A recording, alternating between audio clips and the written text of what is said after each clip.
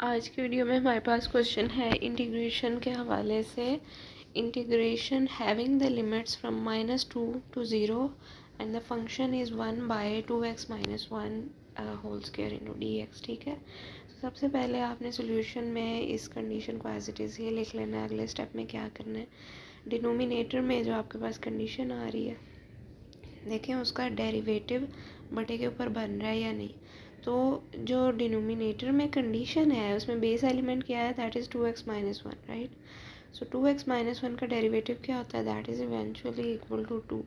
ऊपर 1 है, 2 नहीं है। तो for the sake of making in a derivative वाली फॉर्म हम क्या करते हैं, 2/2 के साथ तमाम फेज़ को मल्टीप्लाई कर देते हैं, या फिर आप ऐसे लिख लें 1/2 सेपरेट कर लें और 2 जो है उसे इंटीग्रेशन वाले फेज़ में आप लिख लें। ठीक है, इससे क्या होगा कि डेरिवेटिव जो है वो बन जाएगा डिनोमिनेटर का, और फिर इस डिनोमिनेटर वाले एलिमेंट को इंटीग्रेट करना पॉसिबल हो जाएगा by the method of integration. हमने पढ़ा हुआ है डिनोमिनेटर जो है अगर तो उसका डेरिवेटिव बटे के ऊपर बन रहा है देन ये डिनोमिनेटर की इंटीग्रेशन पॉसिबल होगी, अदरवाइज़ नहीं होगी।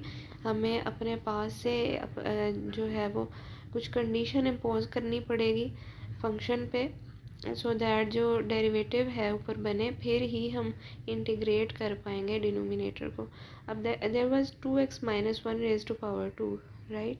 सो उसे उठा के अगर ऊपर ले जाएं तो 2x - 1 रेज़ टू पावर -2 लिख सकते हैं, क्योंकि by the method of fraction जो हमने पढ़ा हुआ है बटे के नीचे जो भी आपके पास फेज़ है एलिमेंट है, अगर तो पावर प्लस में है उसको अगर बटे के ऊपर ले जाएंगे तो पावर माइनस में हो जाएगी, और अगर डिनोमिनेटर जो है उसमें इस तरह से है एलिमेंट के पावर माइनस में है, तो फिर जब उसको उठा के बटे के ऊपर लेके जाएंगे तो साइन चेंज होगा और वो प्लस में कन्वर्ट हो जाएगा।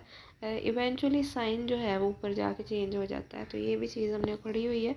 अब यहाँ पे 1/2 इंटू ब्रैकेट में आपने 2x - 1 रेज़ टू पावर -2 था, इसको प्रैक्टिकली इंटीग्रेट करना है, और जो लिमिट्स थी उनको ब्रैकेट की राइट हैंड साइड पे with in their positions as it is ही हाईलाइट कर लेना। तो इंटीग्रेट करने का मेथड हमें पता है, पावर में आप 1 को ऐड करें, जो आउटकम है उसी के साथ इसे डिवाइड भी कर दें। तो 2x - 1 रेज़ टू पावर -2 था, जब आप उसमें पावर को 1 को ऐड कर रहे हैं तो डिवाइडेड बाय -2 + 1 ही आएगा।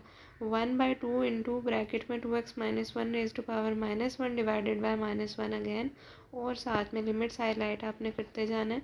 -1/2 लिख सकते हैं क्योंकि बटे के नीचे -1 था, तो -1/2 इंटू, अब 2x - 1 रेज़ टू पावर -1 है तो बटे के नीचे जाएगा तो 2x - 1 रेज़ टू पावर 1 हो जाएगा। उसे आप हाईलाइट करें या ना करें कोई फ़र्क नहीं पड़ता, 1 इज़ अंडरस्टूड। ठीक है, -1/2 इंटू 1/2x - 1। अब जहाँ पे x आ रहा है वहाँ पे आपने क्या करना है कि जो मैक्सिमम लिमिट वैल्यू है उसको हाईलाइट कर देना है, डाल देना है, पुट कर देना है। तो 2 × 0 -1, उसके बाद माइनस का साइन लगाना है, दोबारा से उसी फंक्शन को आपने हाईलाइट करना है 1/2 इंटू, अब x की जगह पे मिनिमम लिमिट वैल्यू जो है उसको असाइन करना है, दैट इज़ -2 है।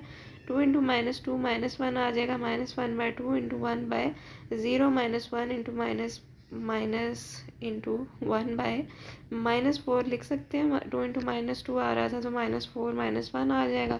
अगले स्टेप में क्या करना है, -1/2 इंटू, अब देखें 1/0 -1 है, इवेंचुअली -1 लिख सकते हैं। फिर -1/-4 -1 है, that is eventually equal to -5, right. So minus minus plus हो जाएगा, सो -1 + 1/5 आ जाएगा। ठीक है, अगले स्टेप में सिंपली एलसीएम ले लें इनसाइड द ब्रैकेट, तो क्या आ जाएगा, -5 + 1 डिवाइडेड बाय 5। अगले स्टेप में जी -1 इंटू -4 आ जाएगा, और डिवाइडेड बाय 5 2 ज़ा 10, that is eventually equal to +4/10। जब आप उसको सॉल्व करेंगे, सिंप्लीफाई करेंगे, that is equal to 2/5। That is the answer of the given condition, that is the integration of the given function, जहाँ पे आपको लिमिट्स भी दी गई थी। ठीक है।